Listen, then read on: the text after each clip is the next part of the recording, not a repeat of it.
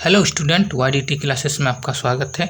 आज हम लोग वर्ग 10 के नागरिक शास्त्र का 5वां चैप्टर लोकतंत्र के परिणाम के प्रश्नोत्तर करेंगे। यह पार्ट 2 है।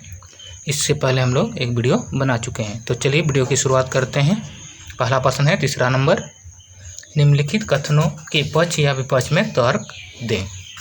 ठीक है, जैसे पहला है, औद्योगिक देश ही लोकतांत्रिक व्यवस्था का भार उठा सकते हैं, पर गरीब देश को आर्थिक विकास करने के लिए तानाशाही चाहिए। तो इसका उत्तर होगा विपक्ष में, मैं इस बात से सहमत नहीं हूं कि औद्योगिक देश ही लोकतांत्रिक व्यवस्था का भार उठा सकते हैं, पर गरीब देश को आर्थिक विकास करने के लिए तानाशाही चाहिए। क्योंकि हो सकता है कि आंकड़ों के हिसाब से तानाशाही देशों की आर्थिक दर लोकतांत्रिक देशों से कुछ अच्छी हो, परंतु वहाँ स्वतंत्रता, समानता और राजनीतिक अधिकार नहीं मिलते हैं। ठीक है, क्योंकि हो सकता है कि जो तानाशाही देश हैं उनकी आर्थिक विकास दर ठीक हो, लेकिन वहाँ पर स्वतंत्रता, समानता और राजनीतिक अधिकार नहीं मिलते हैं। ठीक है, ऐसे में गरीब देश आर्थिक विकास नहीं कर पाते हैं, और जिसके चलते क्या होता है कि गरीब देश आर्थिक विकास नहीं कर पाते हैं। 1947 ईस्वी में भारत को दुनिया के तीसरे वर्ग के देशों में शामिल किया गया था। तो क्या हुआ कि जब देश आज़ाद हुआ तो भारत को दुनिया के तीसरे वर्ग में, तीसरे ग्रुप में शामिल किया गया था। लेकिन अब यह दुनिया के तेजी से बढ़ती हुई अर्थव्यवस्थाओं में से एक है। लेकिन अब हम लोग देखते हैं कि भारत दुनिया के तेजी से बढ़ती हुई अर्थव्यवस्थाओं में से एक है। दूसरी ओर जिम्बाब्वे जो एक समृद्ध राष्ट्र था, लेकिन अब भारी अंतर्राष्ट्रीय कर्ज में फंस गया है। और दूसरी तरफ हम लोग देखते हैं कि जिम्बाब्वे जो है वो एक समृद्ध राष्ट्र था, लेकिन अब वो अंतर्राष्ट्रीय कर्ज में फंसा हुआ है।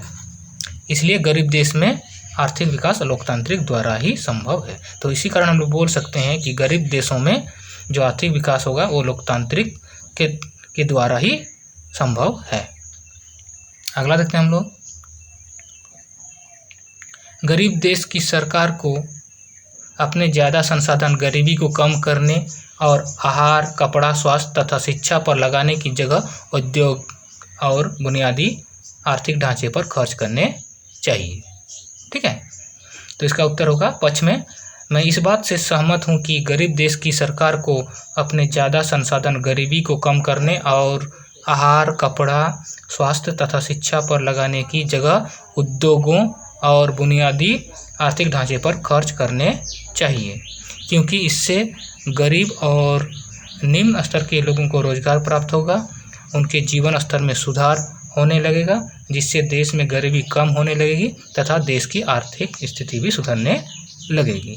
ठीक है, अगला आप देखते हैं प्रश्न, नागरिकों के बीच आर्थिक समानता अमीर और गरीब दोनों तरह के लोकतांत्रिक देश में है। तो जो नागरिकों के बीच आर्थिक समानता है वो अमीर देश और गरीब देश दोनों तरह देश में है। तो इसका हम लोग उत्तर होगा विपक्ष में, मैं इस बात से सहमत नहीं हूँ कि नागरिकों के बीच आर्थिक समानता अमीर और गरीब दोनों तरह के लोकतांत्रिक देश में है। क्योंकि अमेरिका जैसे देश में भी आर्थिक असमानता है। वहाँ के 20% लोगों के पास राष्ट्रीय आय का 50% हिस्सा है। तो जो अमेरिका देश है वहाँ भी आर्थिक असमानता है, अमीरी गरीबी है। वहाँ के जो 20% लोग हैं उनके पास जो राष्ट्रीय आय होती है उसका 50% मतलब आधा हिस्सा है ऊंचे वर्ग में। ठीक है, जबकि नीचे के 20% लोगों के पास, और जो सबसे नीचे स्तर के लोग हैं जो 20% हैं उनके पास सिर्फ 4% हिस्सा जीवन यापन के लिए है। ब्राज़ील में 20% लोगों के पास राष्ट्रीय आय का 60% हिस्सा है। तो ब्राज़ील के जो अमीर लोग हैं 20%, उनके पास राष्ट्रीय आय का 7% हिस्सा है, जबकि जो नीचे स्तर के 20% लोग हैं उनके पास सिर्फ 3% हिस्सा है।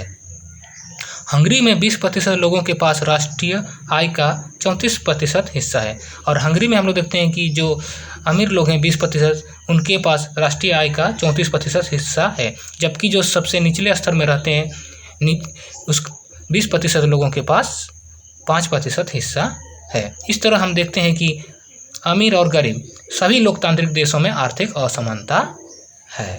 ठीक है, अगला प्रश्न हम लोग देखते हैं। लोकतंत्र में सभी को एक ही वोट का अधिकार है।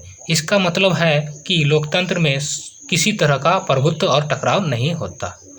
ठीक है, यह प्रश्न 2010 एनुअल 2015 एनुअल जेक बोर्ड में आ चुका है। तो इसका उत्तर होगा पक्ष में।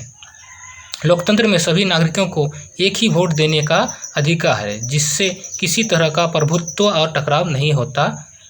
इसके पक्ष में दो तर्क निम्न है। जैसे क्या है पहला तर्क, लोकतंत्र में चुनाव लड़ने वालों को अमीर और गरीब दोनों तरह के लोगों का वोट चाहिए। तो जो लोकतंत्र है वहाँ जो भी चुनाव लड़ेगा उसे अमीर का भी वोट चाहिए और गरीब का भी। इसलिए राजनीतिक दल दोनों वर्गों को महत्व देते हैं। इसलिए राजनीतिक दल क्या होता है कि अमीर और गरीब दोनों को महत्व देते हैं, उसमें किसी तरह का भेदभाव नहीं होता है, जिसके कारण लोकतंत्र में किसी भी वर्ग का प्रभुत्व नहीं होता। इसीलिए क्या होता है कि लोकतंत्र में अमीर और गरीब किसी एक पक्ष का प्रभुत्व नहीं होता है। दूसरा पॉइंट हम लोग देखते हैं, राजनीतिक दलों को सभी धर्मों के लोगों के वोट की आवश्यकता होती है। ठीक है, तो जो राजनीतिक दल होते हैं उन्हें सभी धर्मों के लोगों के वोट की आवश्यकता होती है। इसलिए किसी भी राजनीतिक दल पर किसी धर्म या समुदाय का प्रभुत्व नहीं रहता है। इसलिए कोई भी राजनीतिक दल किसी भी एक धर्म या एक समुदाय को महत्व नहीं देती है। इसलिए किसी भी राजनीतिक दल पर किसी एक धर्म या एक समुदाय का प्रभुत्व नहीं रहता है। इसलिए किसी भी समुदायों के बीच टकराव नहीं होता है, और इस कारण क्या होता है कि किसी भी समुदायों के बीच टकराव नहीं होता है। तो आज हमने वर्ग 10 के नागरिक शास्त्र का 5वां चैप्टर लोकतंत्र के परिणाम के प्रश्नोत्तर किए। यह पार्ट 2 है। बाकी प्रश्नों को हम लोग अगले वीडियो में करेंगे। अगर आपको यह वीडियो अच्छा लगा तो लाइक और शेयर कीजिए, और अगर आप इस चैनल पर नए आए हैं तो इस चैनल को जल्दी से सब्सक्राइब कीजिए। मिलते हैं हम लोग अगले